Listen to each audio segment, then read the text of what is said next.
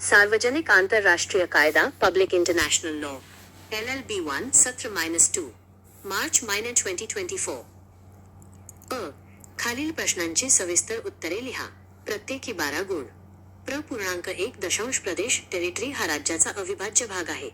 राज्य प्रदेश मिळवण्याच्या आणि गमावण्याच्या पद्धतींच्या संदर्भात या विधानाचे परीक्षण करा. राज्य प्रदेशाचा अर्थ लोकसंख्या, सरकार आणि सार्वभौमत्व यासह प्रदेश हा राज्याचा एक आवश्यक घटक आहे. प्रदेश म्हणजे ते भौगोलिक क्षेत्र ज्यावर राज्य आपले सार्वभौम नियंत्रण ठेवते.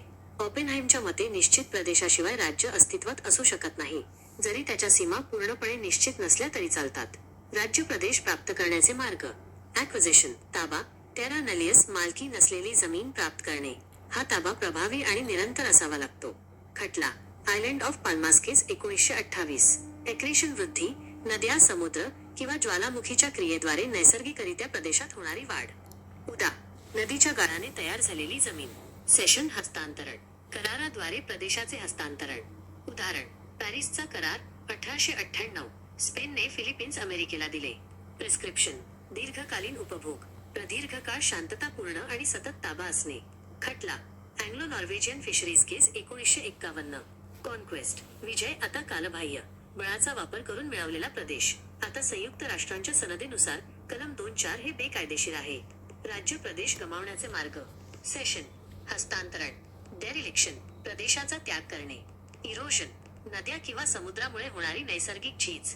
रेव्होल्यूशन ऑर सेसेशन, क्रांती किंवा फुटीरतावाद. सबज्युगेशन, आता वैध नाही. निष्कर्ष.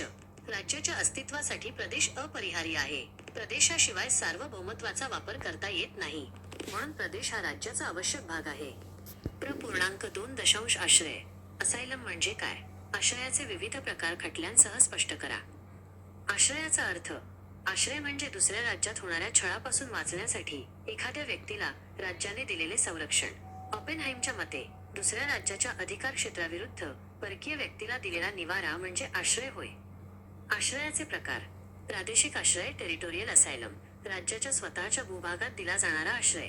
हा सर्वात सामान्य प्रकार आहे. खटला. Right of asylum case, Colombia v Peru 1950. राजनैतिक आश्रय, डिप्लोमॅटिक असायलम, दूतावास किंवा वाणिज्य दूतावासांमध्ये दिला जाणारा आश्रय. याला सर्वत्र मान्यता नाही. खटला. एसायलम केस 1950. अतिरिक्त प्रादेशिक आश्रय, एक्स्ट्रा टेरिटोरियल असायलम, युद्धनौका किंवा विमानांवर दिला जाणारा आश्रय. तटस्थ आश्रय, न्यूट्रल असायलम, युद्धाच्या वेळी तटस्थ राज्यांनी दिलेला आश्रय. निष्कर्ष आश्रय देणे हा राज्याचा सार्वभौम अधिकार आहे, परंतु तो आंतरराष्ट्रीय कायदा आणि करारांनुसार असावा लागतो. .3 आंतरराष्ट्रीय कायदा आणि म्युनिसिपल स्थानिक कायदा यांच्यातील संबंधांबाबतचे सिद्धांत आणि भारतीय पद्धत स्पष्ट करा. सिद्धांत. ड्युअलिझम थिअरी, द्वैतवाद सिद्धांत. आंतरराष्ट्रीय कायदा आणि स्थानिक कायदा या दोन स्वतंत्र व्यवस्था आहेत.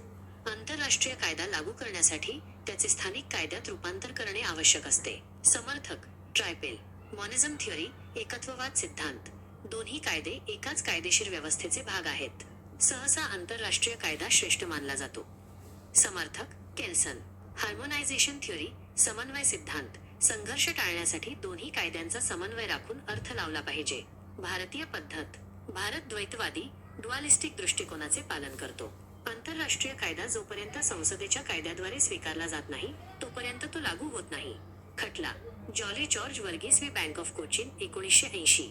भारतीय राज्यघटनेचे कलम 51 आंतरराष्ट्रीय कायद्याचा आदर करण्यास प्रोत्साहन देते. निष्कर्ष. भारत आंतरराष्ट्रीय कायद्याचा आदर करतो, परंतु तो स्थानिक कायद्यांच्या अधीन राहूनच लागू केला जातो. .4 हस्तक्षेप. इंटरव्हेन्शन म्हणजे काय? हस्तक्षेपाची कारणे काय आहेत? न्यायालयीन निर्णयांसह स्पष्ट करा. हस्तक्षेपाचा अर्थ. हस्तक्षेप म्हणजे एका राज्याने दुसऱ्या राज्याच्या अंतर्गत किंवा बाह्य बाबींमध्ये केलेली ढवळाढवळ. संयुक्त राष्ट्रांच्या सनदेच्या कलम 2(7) नुसार हस्तक्षेपास सर्वसाधारणपणे मनाई आहे. हस्तक्षेपाची कारणे. आत्मसंरक्षण. कलम 51 UN चार्टर. मानवतावादी हस्तक्षेप. संयुक्त राष्ट्रांच्या अधिकाराने केलेला हस्तक्षेप. आपल्या नागरिकांचं संरक्षण करण्यासाठी. करारावर आधारित हस्तक्षेप. न्यायालयीन निर्णय. Nicaragua V America 1986. सशस्त्र हस्तक्षेप बेकायदेशीर असल्याचे ठरवले. कुर्फू चॅनल केस 1949. राज्य सार्वभौमत्वाचा आदर करण्यावर भर दिला. निष्कर्ष. आंतरराष्ट्रीय कायद्याने मान्य केलेल्या मर्यादित परिस्थितींशिवाय हस्तक्षेप बेकायदेशीर आहे. प्र. 5 दशांश आंतरराष्ट्रीय कायद्याचा अर्थ आणि व्याख्या सांगा आणि आयसीजे संविधीनुसार आंतरराष्ट्रीय कायद्याच्या विविध स्रोतांचे विश्लेषण करा. अर्थ आणि व्याख्या. आंतरराष्ट्रीय कायदा हा राज्यांमधील संबंधांचे नियमन करणाऱ्या नियमांचा संच आहे. ऑपेनहाइमच्या मते हा असा कायदा आहे जो राज्यांच्या परस्परांमधील संबंधांचे नियमन करतो. आंतरराष्ट्रीय कायद्याचे स्रोत. कलम 38 आयसीजे संविधी 1. आंतरराष्ट्रीय करार ट्रीटीज 2. आंतरराष्ट्रीय प्रथा रूढी कस्टम्स 3. कायद्याची सामान्य तत्त्वे जनरल प्रिन्सिपल्स 4. न्यायालयीन निर्णय 5. नामवंत कायदेतज्ञांचे लेखन मत. निष्कर्ष. कलम 38 हे आंतरराष्ट्रीय कायद्याच्या विकासासाठी आणि निश्चिततेसाठी अधिकृत स्रोत प्रदान करते. प्र. 6 दशांश मान्यता. रेकॉग्निशन म्हणजे काय? मान्यतेचे सिद्धांत, प्रकार आणि कायदेशीर परिणाम सविस्तर सांगा. राज्य आणि सरकार यांच्या मान्यतेमधील फरक स्पष्ट करा. अर्थ. मान्यता म्हणजे अस्तित्वात असलेल्या राज्यांनी नवीन राज्य किंवा सरकारला दिलेली अधिकृत स्वीकृती. मान्यतेचे सिद्धांत. कॉन्स्टिट्यूटिव्ह थिअरी रचनात्मक सिद्धांत. मान्यताच नवीन राज्याची निर्मिती करते. डिक्लॅरेटरी थिअरी घोषणात्मक सिद्धांत. मान्यता केवळ आधीच अस्तित्वात असलेल्या राज्याची पुष्टी करते. मान्यतेचे प्रकार. स्पष्ट एक्सप्रेस आणि गर्भित इम्प्लाइड मान्यता. डिफॅक्टो तथ्यतः तात्पुरती आणि de jure कायदेशीर कायमस्वरूपी मान्यता. कायदेशीर परिणाम. परदेशी न्यायालयात दावा दाखल करण्याचा अधिकार. राजनैतिक संबंध प्रस्थापित करणे. करार करण्याची शक्ती. राज्य आणि सरकार यांच्या मान्यतेमधील फरक. वैशिष्ट्य. राज्याची मान्यता, सरकारची मान्यता स्वरूप कायमस्वरूपी असते, तात्पुरती किंवा बदलणारी असते. परत घेणे. सहजासहजी परत घेता येत नाही. सत्ता बदलल्यास परत घेता येते. गरज. प्रदेश असणे आवश्यक आहे.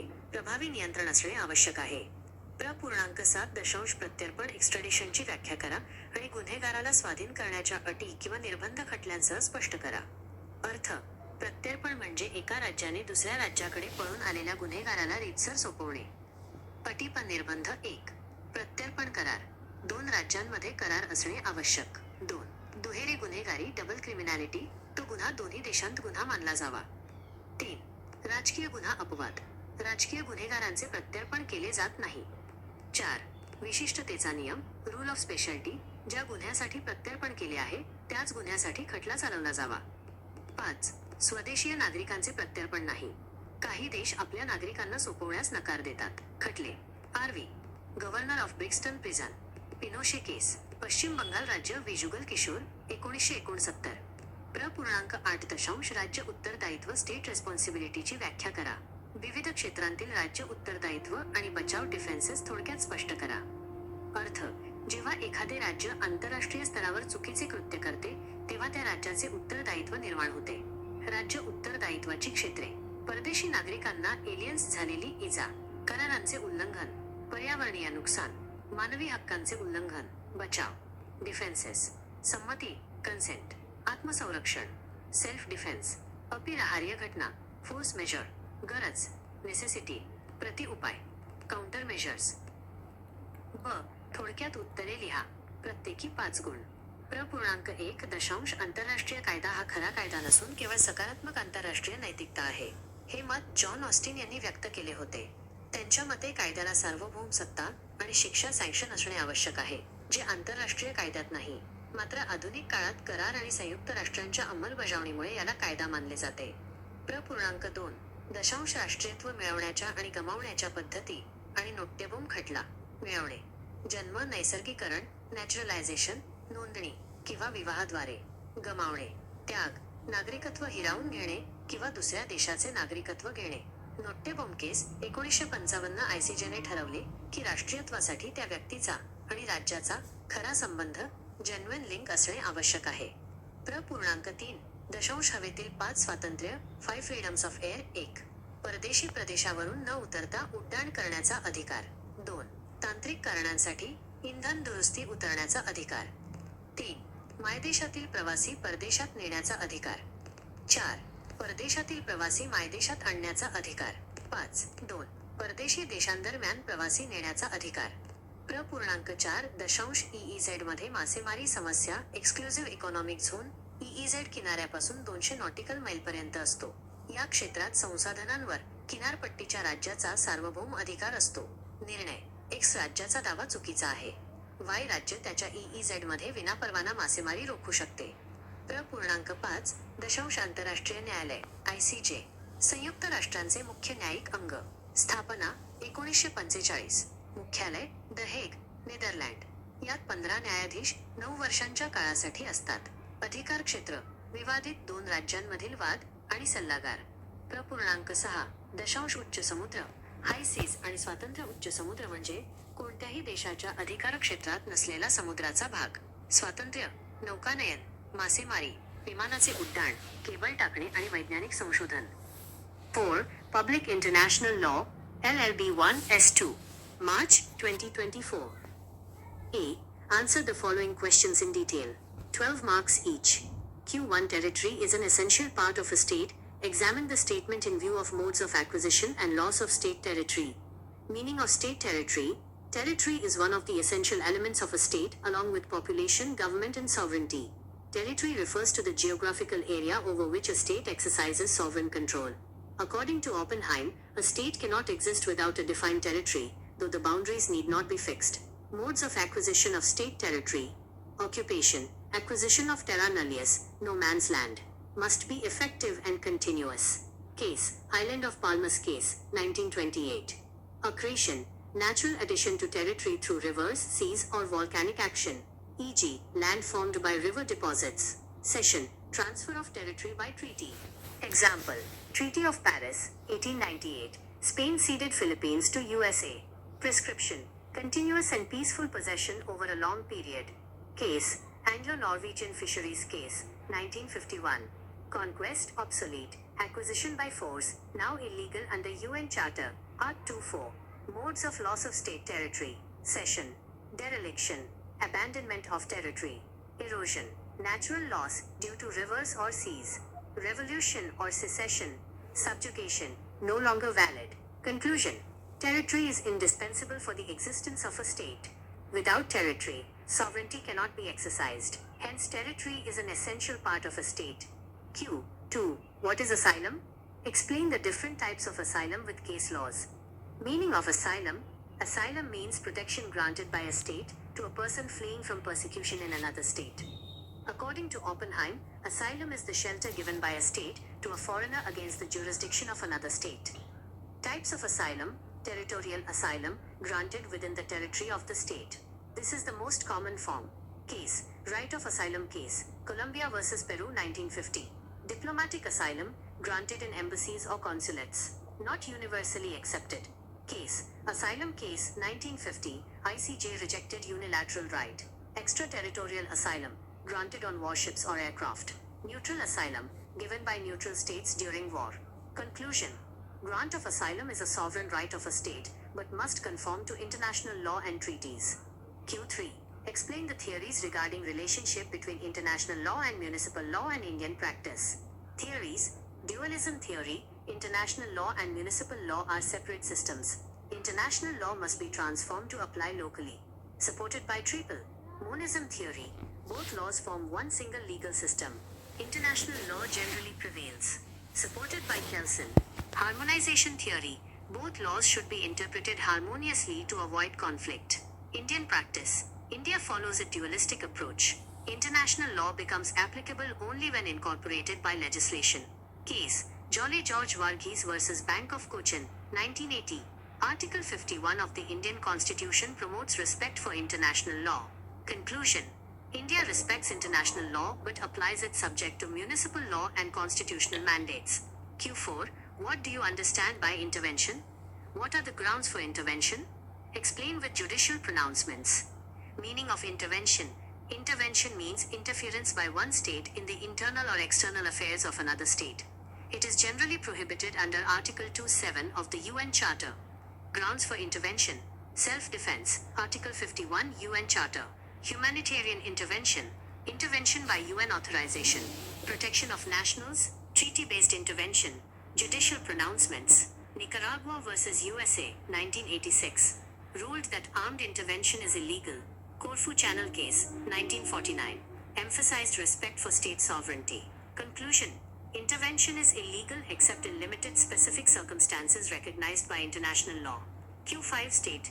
the meaning and definition of international law, and analyze the various sources of international law according to ICJ statute. Meaning and definition. International law is the body of rules governing relations between states. Oppenheim defines it as the law which governs the relations of states with each other. Sources of international law, Article 38 ICJ statute. 1. International treaties. 2. International customs. 3. General principles of law. 4. Judicial decisions. 5. Teachings of highly qualified jurists. Conclusion. Article 38 provides the authoritative hierarchy of sources ensuring development and certainty in international legal relations. Q6. What is recognition? State in detail theories, modes and legal effects of recognition. Difference between recognition of states and governments. Meaning, recognition is the acknowledgement by existing states of a new state or government. Theories of recognition. Constitutive theory. Recognition creates the statehood. Declaratory theory. Recognition merely acknowledges an already existing fact of statehood. Modes of recognition. Express versus implied recognition. De facto, provisional versus de jure, legal/permanent recognition. Legal effects. Right to sue in foreign courts. Establishment of diplomatic relations. Treaty-making power. Difference between recognition of state and government feature. State recognition. Government recognition. Nature. Permanent. Temporary, subject to change. Withdrawal. Cannot easily be withdrawn. May be withdrawn if regime changes. Requirement. Effective control is essential. Effective control is essential. Q7. Define extradition and explain essential conditions or restrictions on surrender with case laws. Meaning, extradition is the formal surrender of a fugitive criminal by one state to another for trial or punishment. Essential conditions / restrictions. 1. Existence of an extradition treaty. 2. Double criminality. The act must be a crime in both states. 3. Political offense exception. Political criminals are generally not extradited. 4. Rule of specialty. The accused can only be tried for the specific crime for which they were extradited. 5. No extradition of nationals. Some states refuse to surrender their own citizens. Case laws. R versus Governor of Brixton Prison, Pinochet case. State of West Bengal versus Jugal Kishore, 1969. Q8. Define state responsibility. Explain briefly state responsibility in various fields and defenses.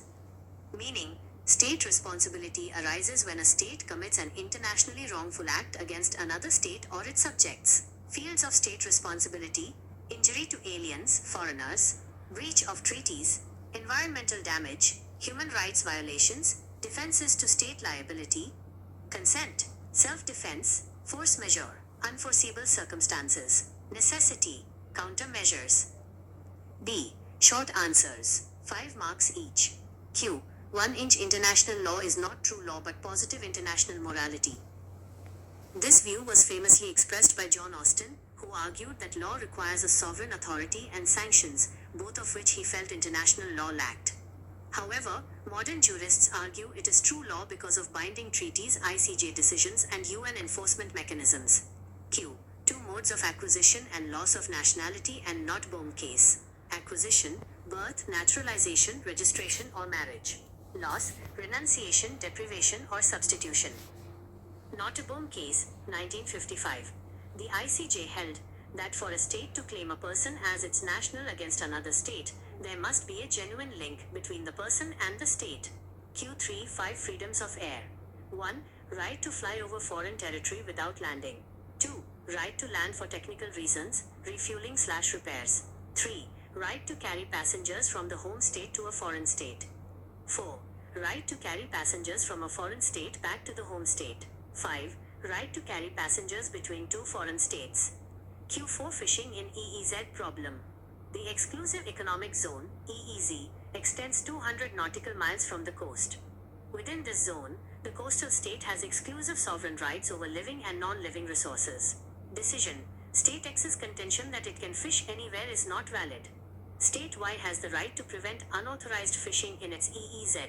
Q5 International Court of Justice, ICJ, the principal judicial organ of the UN, established in 1945, seat is at The Hague, Netherlands. Consists of 15 judges elected for 9-year terms. Jurisdiction: contentious, disputes between states, and advisory, legal questions from UN bodies. Q6 High seas and freedoms. High seas are parts of the sea that are not included in the EEZ, territorial sea, or internal waters of any state. They are open to all states. Freedoms include navigation, fishing, overflight, laying submarine cables, pipelines, and scientific research.